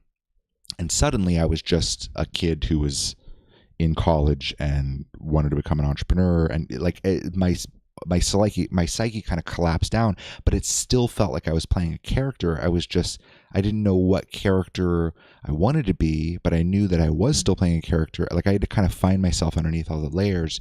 And I think at some point I realized, because I got into pickup which is playing a character to get laid. I got into, I was like a skater for a little bit. I wanted to be a famous musician. So I learned to play lots of different characters. And then I got into entrepreneurship in the coaching industry, which is all about building a character. Which is why we have such a great variety show. Yes, I've been many people. I've been many, many people. But at some point, I realized that everyone was playing a character. They just didn't know that it was a character. Right. And that was a weird realization. And I think that has colored my perception so much to where I've never seen it any different. I still feel like everyone's playing a character. And the more life I've lived, it seems like the number of characters has condensed down into bigger categories in my head. Like it's like there's like 10 types of people and that's it. There's there's such a small variety of types of people and types of worldviews, and it's weird that people read from a script that isn't theirs, that's been pre-programmed into their heads based on what they identify as. Mm-hmm. Yeah. And I don't know that I would have ever seen that if I wasn't that kid.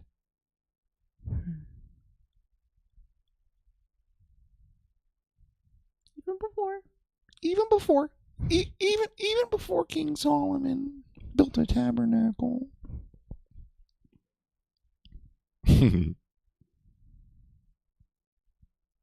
Yeah.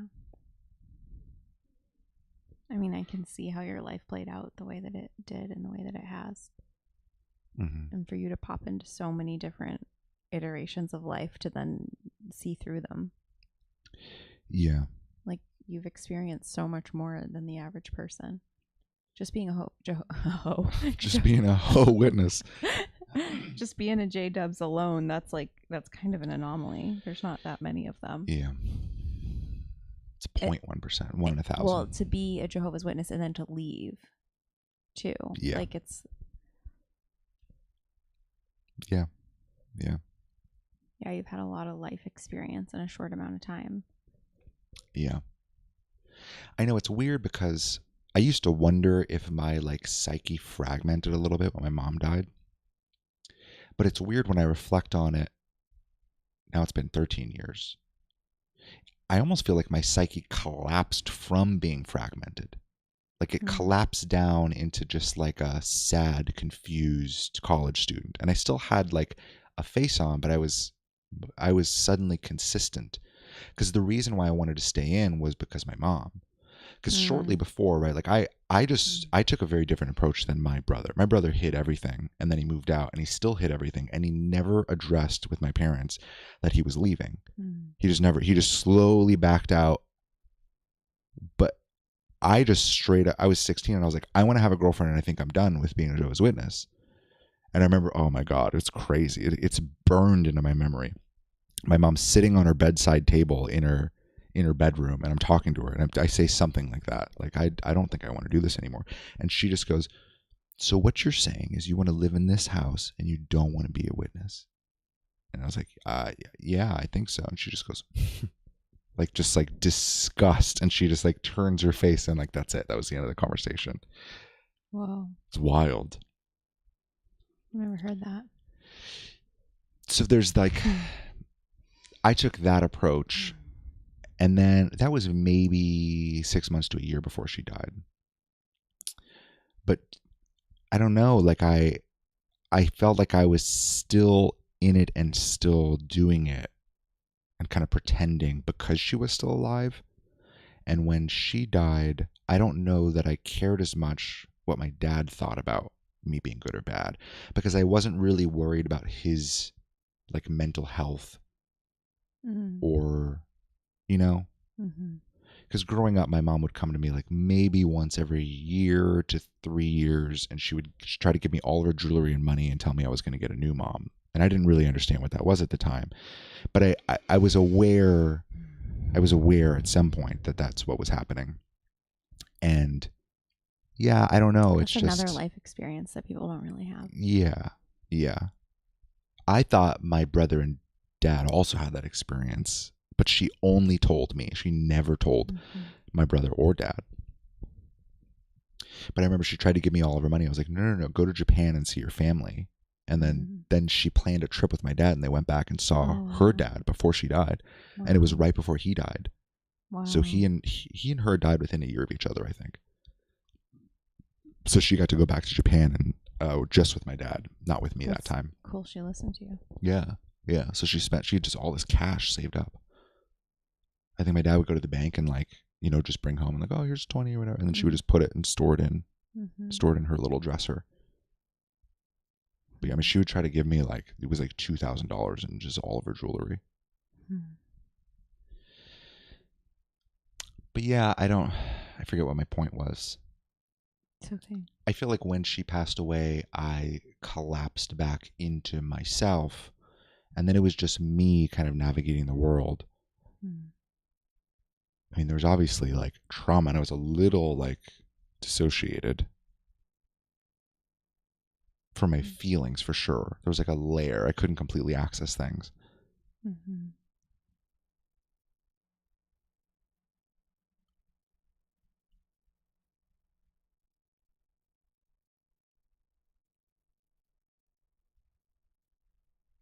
Yeah. I don't know. It was a lot of life experience very quickly. Because then right after that, my brother was like, you know what I think would be good for you is to go on an adventure. So then we, you know, traveled 4,200 miles around the country, spread our ashes everywhere. And then we did 12,000 miles the next year, went to 40 different cities, did volunteer work in every city. I mean, hundreds, maybe thousands of people, entrepreneurs. Easily. Partied, met the spiritual community in California. Yeah, it was a lot of life very fucking quickly. A lot of life that people don't ever really have. People don't really travel. I mean, people travel the country, but Yeah. like, I don't know. Yeah, and I guess it's weird because every one of those iterations of life, I had a lot of opportunity. And it's weird, like when I would change my identity, when I would change who I was, I didn't want to be that person anymore. All of that opportunity would go away, right? And it's weird because there's this whole life where I can see who I would have become as a Jehovah's Witness, and then I would have done really well. And I would have eventually moved to New York, to their headquarters, Bethel, New York, and then eventually they moved their headquarters. But I would have done that. And at some point, I probably would have been writing the magazines. That makes sense. It's like that's that route. At a collegiate level, you would upgrade that red book. Who would have edited them? Let's take out yellow, please. Let's not make it black, white, and yellow. That's not going to fly in 2024. But yeah, I don't know. Then there's just all of these other timelines, and it's weird watching that whole opportunity die and that whole person that I would have been die. And it's weird imagining that there are people who never ever transition who they are and never have the experience of being one person one day and then the next year, however long it takes, being a completely different person with a completely different timeline and the trajectory. And I think lots of you, I imagine, can relate to that, being someone completely different, blowing up your life, letting go of everything, leaving relationships that you could have easily been with the person forever. I think most of us as intuitive people have had those experiences. And you learn something really profound. Like you learn what it's like to change who you are, and you learn that like our identity and our psychology and the direction that we're going, it's not so fixed and like predestined. It's not like we're gonna be this person and we have to do this. Like we can change our future. And it's a long journey of realizing that at some point you realize you can be anyone, and that gets very like almost overwhelming and a little silly. You can dabble and try to get a bunch of stuff and, you know, feel good and explore and see what you can get from the world, but it's hollow. And once that becomes hollow, once you see how free you are and you see how talented you are and how wide open you can do anything and be anyone, once you really get that and you find God, then it's like, all right, I get this thing. I understand what's happening here. Because I really can be anyone. And most people, I think, could be anyone. They just don't know that they can just pop into a different lane. But if they only knew, maybe they'd question the lane they were already in. Yeah, I was trying to say something like that to our neighbor. She's like, "Oh, that's interesting." I don't know that it fully. I wasn't that long. That's what we always get back. But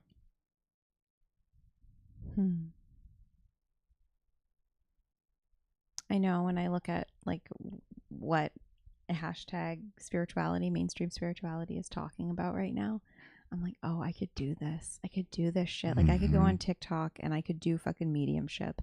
And I would be good at it. I know. I could pull through your dead friends, dead family. And what you'd do be you got? funny Dead too. cat. You'd be funny and entertaining too. Animals. Oh, it would be. Yeah. I could find your missing dog. Yeah, and you would be guessing people's real names from their username. You know what I mean? I know.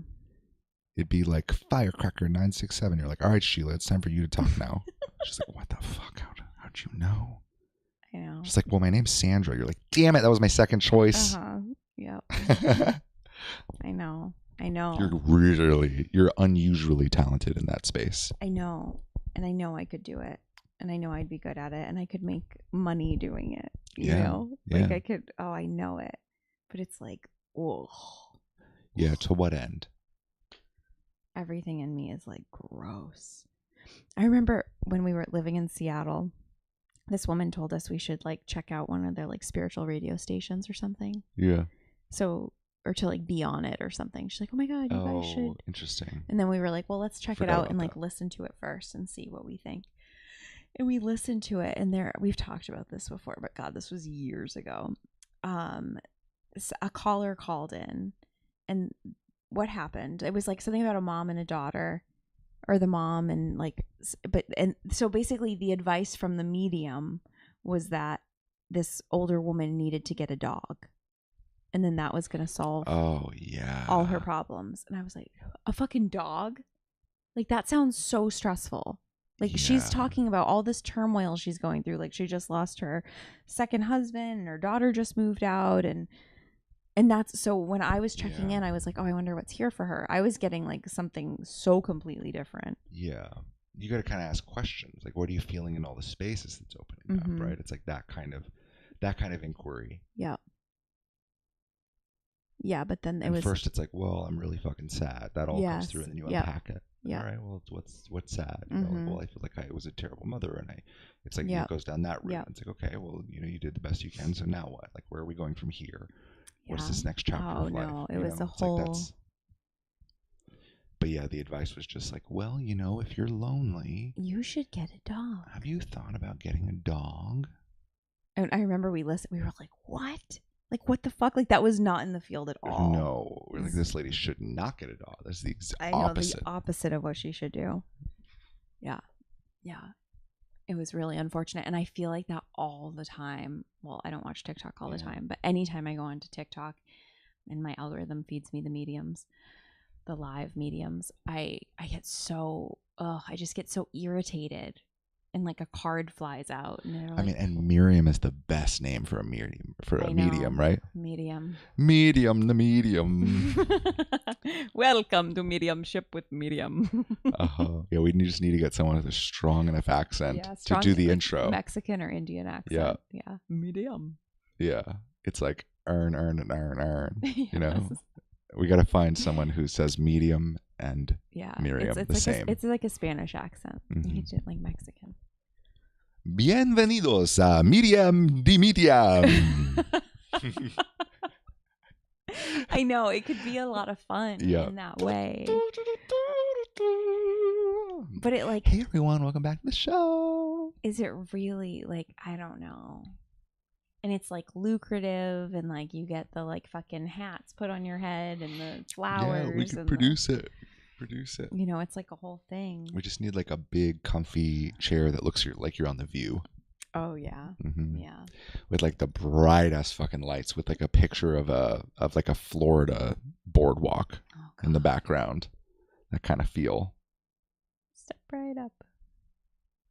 It's just, but it's stupid. Like, to me, it just feels hollow because you don't actually get to the meat of the thing. Like, oh God, and people are so fucking desperate. Like, that is the biggest turn off to me, is like desperate people in the comment section that are like, are my husband and I gonna get that house in 3 years?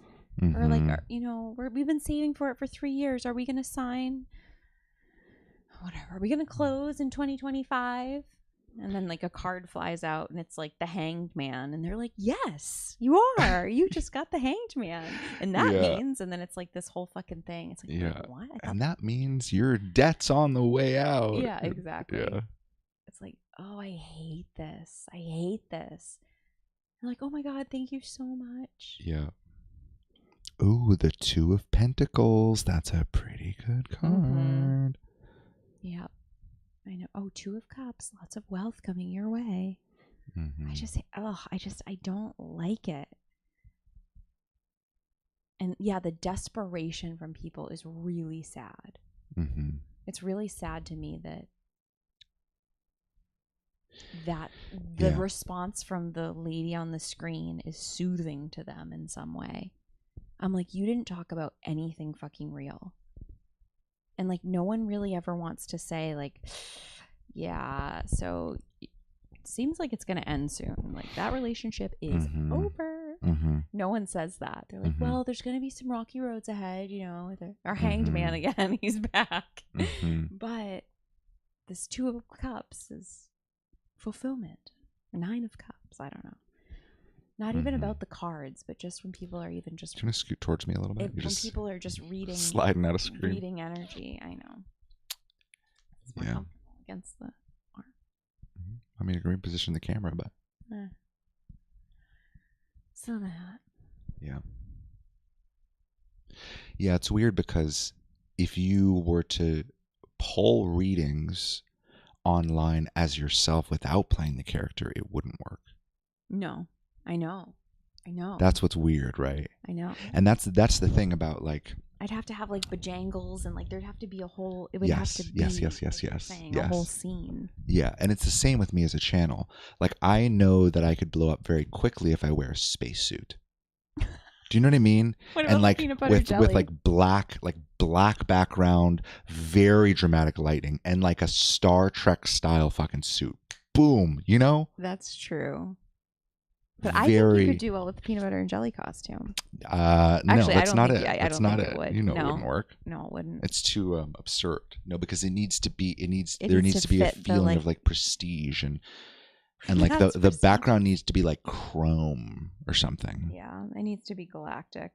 I feel Yeah. like if you dressed in a Power Ranger outfit. Yeah, but just not recognizably a Power Ranger, but the same feel, one. the same. Yeah, the yellow Power Ranger. I feel like they got rid of all the... Wasn't the yellow one? Well, the yellow one was Asian, yeah. Oh, God. But that's the other layer to this, right? Like, as intuitive people, eventually you become more normal. Mm-hmm. And that sounds like a very organic and easy thing. But the reality of it is you're giving up everything that those archetypes afford you. Maybe that's what I was trying to like, that's what I was feeling earlier, right? It's like when I gave up being a Jehovah's Witness, I lost everything that came with it. And when you give up playing those characters entirely, then you're kind of in a free fall of uncertainty. Because you know what you can get if you play the game. Yeah. And you know you'd be good at it. Yeah. I know. And if not, even if you don't have the confidence to play any game and to be good at it, you know you can play at least one game. You know there's some character you can be and pop into that would work better than what your current life circumstances are. And that to me is the definition of black magic. Yeah. That's what manifestation is trying to get you to do, is to just go do it. Go get in the right mindset and go play that character and play it hard. Go for it. Commit with all of your mind, with all of your might. Brainwash yourself into becoming that person, and you'll have whatever you want. And it's true. The world is designed that way. Yeah, and what that means is when you stop doing it, you do lose things.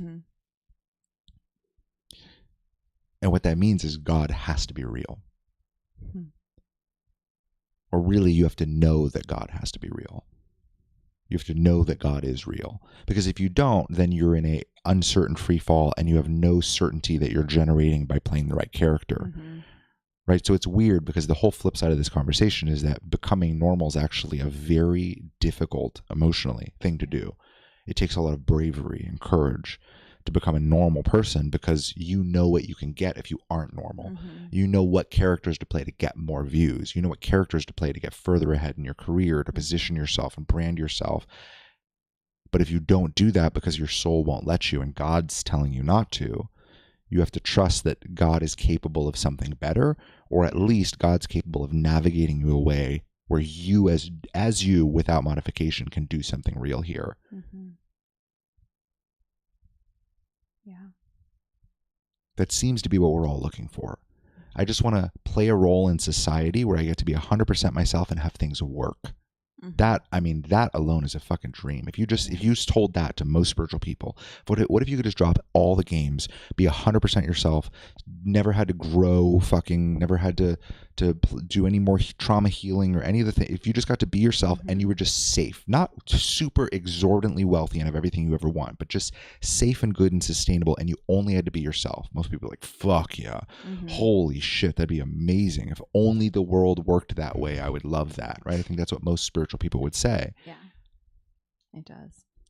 But it's so fucking achievable. And I think the reality is that so much more is achievable beyond that. But we have to get to that milestone first, Mm-hmm.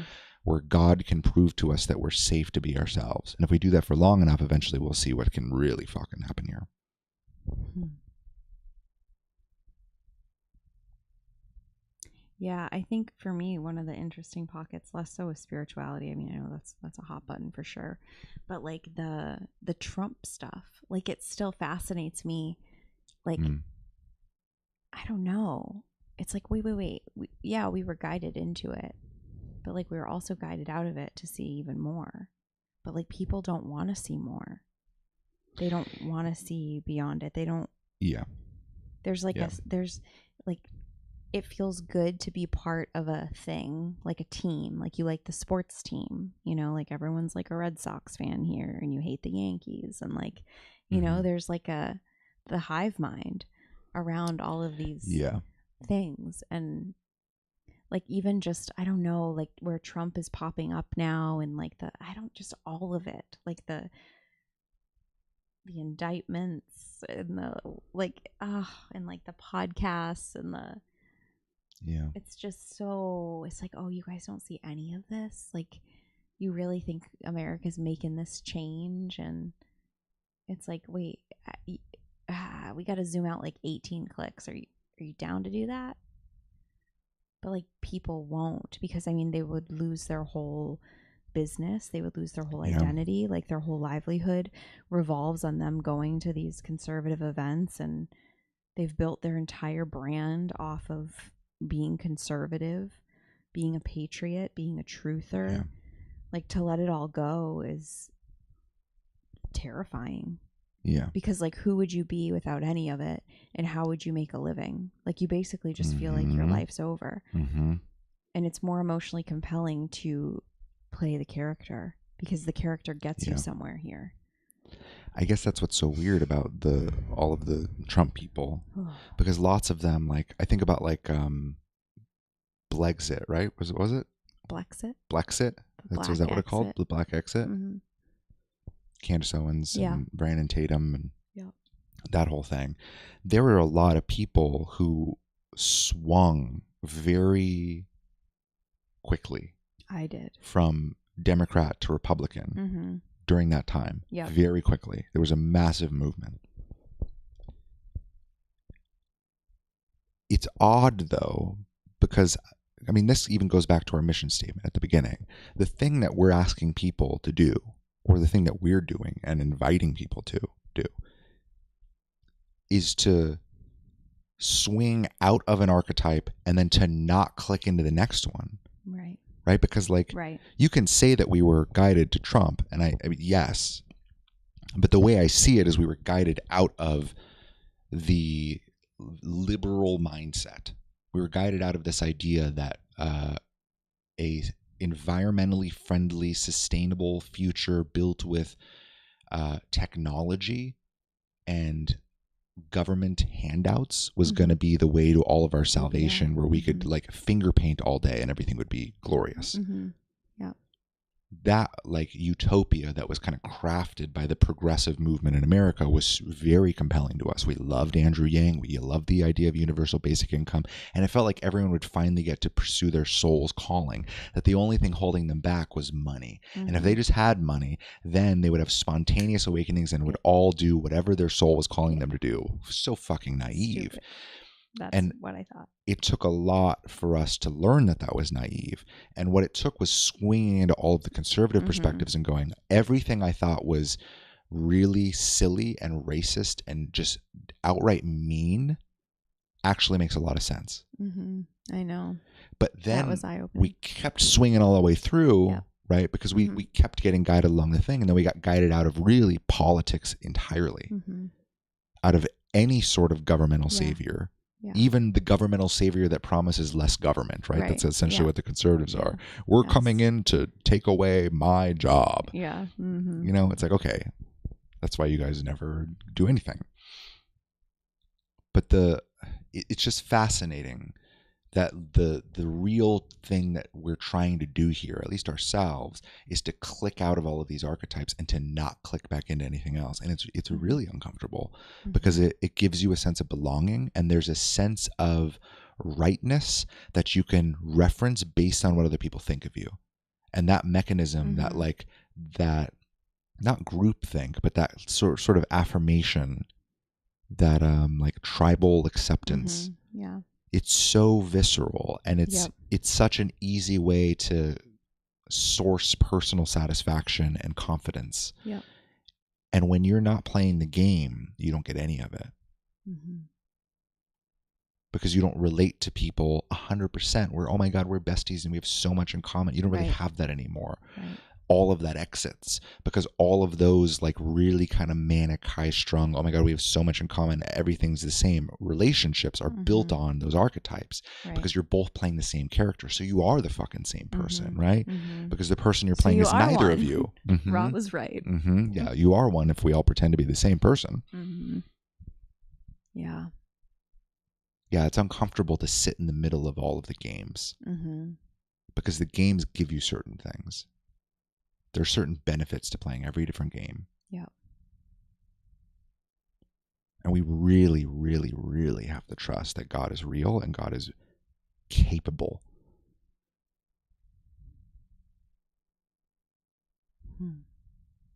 And that God's actually this thing. Or this thing, as Miriam would say. I think that's what it is in sign language. What? Like intuition or God or... Really? Something like that. You could look it up.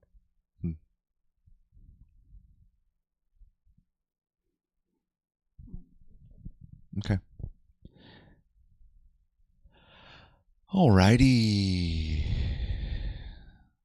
This is pretty good. It's pretty good. I like this.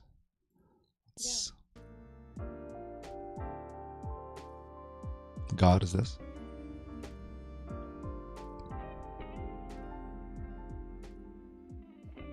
Wow.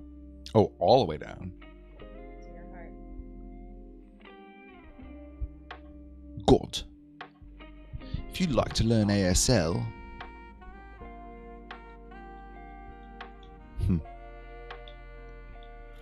So many things going on. Yeah. Gotta feed Molly Cat. That's what it is. Yeah, it's 10. You're about to pass out in 20 seconds. I take off all my clothes and pass out. Yeah, when the clock strikes 10, not 12. No, it's 10. Takes off all her clothes and passes out. I know. So, we gotta get the fuck out of here. We gotta close the stream up. All right, guys. Thanks for tuning in. This has been fun. Thanks for experiencing my childhood trauma with me. Yes. Maybe we'll read you some more of the 1980s racist Jehovah's Witness book another time. But until then, this was fun. Keep being normal. Yeah. And we'll see you next time. Bye. Bye. Slow fade to black.